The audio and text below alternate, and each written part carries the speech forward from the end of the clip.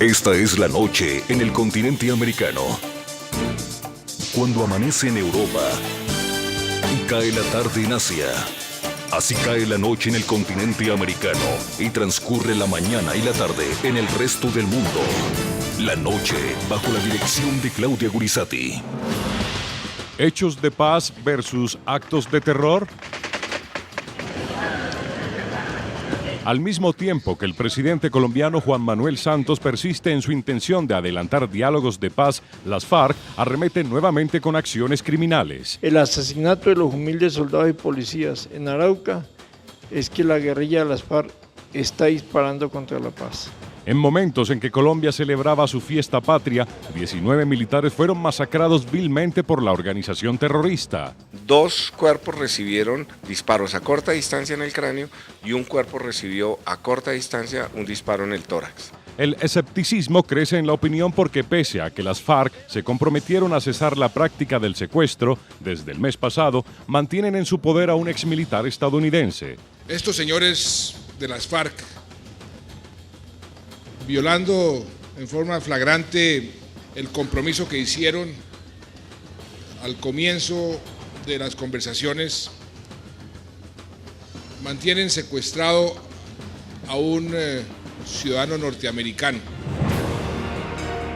Hechos de paz versus actos de terror. Hoy en el programa La Noche de NTN 24, el reconocido analista e investigador León Valencia y el director del Centro Seguridad y Democracia Alfredo Rangel debaten sobre la contradicción en la que se desarrollan ante la opinión pública los diálogos con las FARC. Un presidente que se la juega por la paz con un grupo criminal que, pese a estar sentado en una mesa de negociación y recibir reconocimiento político, insiste en continuar con la guerra. Comienza la noche bajo la dirección de Claudia Gurizati. La noche bajo la dirección de Claudia Gurizati enciende las luces para que usted vea el punto clave de la noticia. Soy Jefferson Beltrán, bienvenidos. La noticia, el informe entregado por Medicina Legal de Colombia, el cual da cuenta de la forma como fueron asesinados el pasado sábado 15 militares por parte del grupo terrorista de las FARC en el departamento de Arauca, muy cerca de la frontera que divide a Colombia con Venezuela.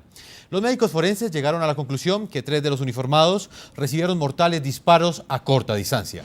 Las instrucciones claras y perentorias es que no descansen hasta dar con todos los responsables de estos asesinatos. Matan a 15 muchachos, les dan disparos de gracia y ustedes saben qué hizo el ejército a esos mismos muchachos.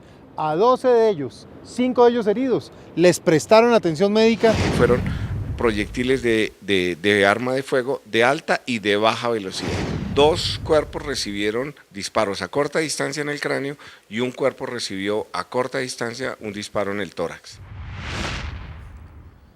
El punto clave de la noticia. El asesinato no tiene justificación ni explicación que mitigue el dolor eterno que dejó la muerte de los 15 militares y sus familias. La contradicción parece evidente, actos de paz versus actos de guerra. Por un lado, la sociedad experimenta el deseo y el anhelo del fin del conflicto, pero por el otro lado, el pesimismo frente a los diálogos de paz tiende a crecer en algunos sectores ante los incumplimientos de las FARC. El último compromiso roto fue el de no secuestrar. Hace cerca de un mes, un exmilitar estadounidense permanece plagiado por parte de este grupo criminal. No es un militar, es un marino ya jubilado de las Fuerzas Armadas. De lo que tenemos entendido, emprendía un viaje de ciudadano privado a través de América Latina. Estos señores de las FARC, violando en forma flagrante el compromiso que hicieron al comienzo de las conversaciones, mantienen secuestrado a un ciudadano norteamericano. Es un contrasentido que estos señores ahora pretendan aparecer ante el mundo como haciendo un gesto humanitario, cuando lo que han hecho es violar flagrantemente un compromiso que hicieron con el gobierno y con el mundo. 8 meses han pasado desde el inicio formal del proceso de paz entre el gobierno de Colombia y la organización terrorista de las FARC en La Habana, Cuba. En la actualidad, los diálogos que están próximos a entrar en su ronda número 12 afrontan una de sus etapas más cruciales, la que comprende la discusión sobre la participación política de la agrupación criminal. Mientras esto ocurre, miembros del grupo terrorista han acrecentado sus ataques armados en el territorio colombiano. Mientras Colombia conmemoraba el pasado 20 de julio 203 años de independencia y daba apertura a las sesiones ordinarias del Congreso en su último periodo de legislatura, nuevas masacres ocurrían a manos de la organización terrorista de las FARC. El hecho causó indignación en varios sectores de la sociedad, en especial por el silencio que durante ese día guardó el presidente Juan Manuel Santos en los actos públicos que encabezó.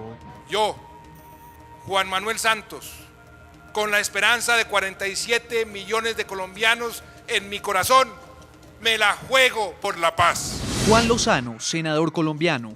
Triste fin de 20 de julio con llanto de 22 familias de humildes soldados masacrados mientras Santos hablaba de su país de las maravillas. Además de 4 militares asesinados en combates ocurridos cerca del municipio de El Doncello, departamento de Caquetá, 15 soldados que fueron atacados con fusiles, morteros y lanzagranadas murieron en otro ataque.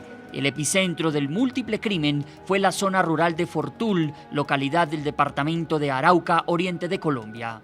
El 21 de julio, día siguiente a la emboscada, el mandatario colombiano viajó a la región y presidió un consejo de seguridad. No dejen de disparar un solo instante hasta que lleguemos al final del conflicto. El grupo de militares, acorralado por decenas de criminales de las FARC, había llegado a la zona la noche anterior con la misión de vigilar las obras de construcción de un oleoducto. Así como tenemos la mano tendida y estamos dialogando, también tenemos el garrote, también tenemos la contundencia militar y la vamos a aplicar. Algunas versiones señalan que la unidad militar se encontraba arreglando sus equipos de campaña, lo que significaría que fueron asesinados en estado de indefensión. Naciones Unidas repudió las circunstancias del violento hecho e instó a las FARC al cumplimiento de las disposiciones del derecho internacional humanitario. La oficina en Colombia del Alto Comisionado de las Naciones Unidas para los Derechos Humanos reitera a los miembros de las FARC-EP y al secretariado de esta organización que es su obligación en todo tiempo y lugar respetar los derechos humanos y el derecho internacional humanitario, DIH, al cual están obligados dentro del conflicto armado colombiano. El punto clave de la noticia. Una de las vidas que cegó el ataque perpetrado por la organización criminal de las FARC en Fortul, Arauca, fue la del soldado profesional Julián Esteban Ávila, un joven de 22 años quien siempre tuvo como meta pertenecer al Ejército de Colombia. 10 minutos antes de sufrir la emboscada ejecutada por los terroristas de las FARC, él habló con su padre, sin sospechar siquiera que esa sería la última vez que escucharía su voz. Julián Ávila era un joven de 22 años al que le gustaba ir a cine, visitar parques de diversiones, salir con sus amigos y que a su vez tenía una pasión: pertenecer al Ejército Nacional de Colombia. Le fascinaba la vida militar, sí. Esa era la vida de él. Paradójicamente, aquello que era su vida, luchar por la patria, lo llevó prematuramente hacia la muerte. Julián hacía parte del grupo de militares que fue vilmente atacado por un grupo de terroristas de las FARC el pasado 20 de julio en la zona de Fortul, Arauca, a la 1:30 p.m. hora local. 10 minutos antes había hablado con su padre. El 20 de julio, hablé a la 1:20 con él. Antecitos del ataque, sí, porque me dicen, según noticias y todo, que para la 1:30 empezó el ataque allá a ellos. En lo que fue su última llamada telefónica, el soldado Ávila le contó a su progenitor los planes que tenía diseñados para su descanso que se avecinaba. Esperaba visitar a su madre de sorpresa, no obstante, esa sorpresa llegó lamentablemente antes de lo pensado. Me llama un sargento y me dijo: aló, Carlos Julio Ávila. Entonces yo le dije: sí, el mismo que canta y baila, le digo yo. Entonces me dice: el papá de Julián Esteban Ávila Conde. Le dije: sí, señor, a mí me pasó un hielo por todo el cuerpo, porque sinceramente nunca lo llaman a uno para dar buenas noticias. Horas después de haber recibido el cuerpo de su hijo, aún tenía fresco en su memoria el recuerdo de aquel día cuando él mismo lo llevó al batallón por primera vez. Yo fui y lo llevé. Cuando las presentaciones, yo fui y lo llevé al batallón Cisneros, Armenia, que queda en Pueblo Tapao. Y tal día tiene que presentarse. Tengo el hijo mayor, salió el hijo mayor de pagar servicio, a los 2 días entró él. a pagar su servicio militar ahí en Armenia. 3 años duró su carrera dentro de la institución y aunque siempre manifestaba estar contento en el ejército, él vislumbraba un porvenir más apacible, alejado del fragor de los fusiles. El anhelo de él era comprarse un carro para ponerse a trabajar de cuenta de él. Pero este futuro ya no existirá para Julián. En medio del profundo dolor, el señor Ávila cuestiona a otro padre, quien también tiene a su hijo en las fuerzas militares, el presidente Juan Manuel Santos. Él no se preocupa por el pueblo colombiano, sino por las votaciones para seguir liderando este país. A él no le interesa al pueblo. Muy bien, comenzamos con nuestros invitados. Hoy en el programa La Noche saluda al señor Alfredo Rangel, es experto en seguridad, analista político, investigador de la Universidad Sergio Arboleda de Bogotá. Bienvenido, señor Rangel. Muchas gracias por la invitación, muy buenas noches. Señor León Valencia, bienvenido al programa La Noche, analista político y también investigador del Centro de Memoria Histórica. Muy buenas noches y saludo para toda la audiencia. Señor León Valencia, comenzó con usted. A propósito de este planteamiento que estamos haciendo hoy en el programa La Noche, ¿cree usted que hay una contradicción en este momento en la forma como las FARC, este grupo criminal, está afrontando los diálogos? Muchos sectores de la opinión no entienden cómo hay un proceso de paz en La Habana, Cuba, pero al mismo tiempo se da una masacre de militares tan fuerte como la que se dio el pasado fin de semana en el departamento de Arauca y en otras regiones del país. ¿Hay contradicción, digamos, en esa forma de actuar? Sin duda, esos son hechos repudiables y como usted dice, queda muy difícil a la opinión pública entender que allá se habla de paz, pero aquí hay una confrontación muy dura. Ahora, ¿quién escogió este camino? El gobierno, de negociar en medio del conflicto, porque en el tiempo del Caguán fue las FARC que exigieron, ellos estaban ganando la guerra en el sur y exigieron que se negociara en medio del conflicto. Todos estos años después, 10 años después, es el gobierno el que sabe que va ganando la guerra, que va doblegando a las FARC y no quiere, y lo dijo, y las Fuerzas Armadas sobre todo presionaron para que no se hiciera ningún cese al fuego en esta negociación. Es un camino escogido por el gobierno, es un camino doloroso y estas acciones no las entiende nadie.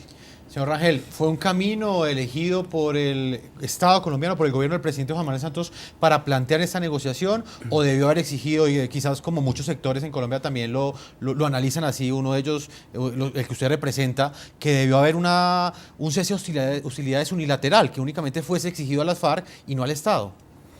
Sí, me parece que estos hechos tan graves y tan bárbaros, tantas masacres, tantos secuestros.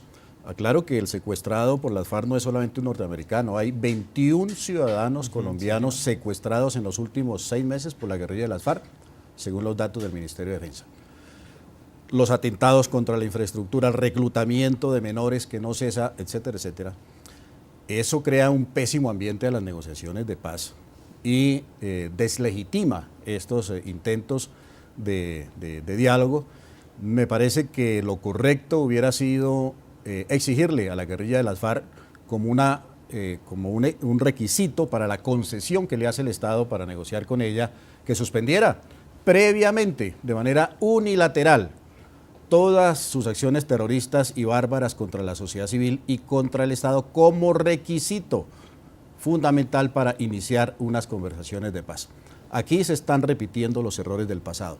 Siempre que se han desarrollado diálogos en medio de la violencia y el terror, ha habido fracasos y por el contrario, siempre que ha habido éxito en los procesos de paz, se parte de un cese unilateral de la violencia, de hostilidades, del terrorismo por parte del grupo irregular respectivo. Eso es lo que nos enseña la experiencia del pasado. El gobierno parece no haber asimilado esas experiencias, está repitiendo los errores del pasado y muy seguramente va a repetir los resultados funestos del pasado, es decir, un fracaso de este intento de diálogo de paz. A todos nuestros televidentes los invito a que envíen sus comentarios a www.ntn24.com. También a que escriban en Twitter a @NTN24, @Segurizati, NTN24, @Jefferson, NTN24. Las cuentas aparecen en la parte inferior de nuestra pantalla. La noche seguirá encendiendo las luces para que usted vea el punto clave de la noticia. Muy buenas noches.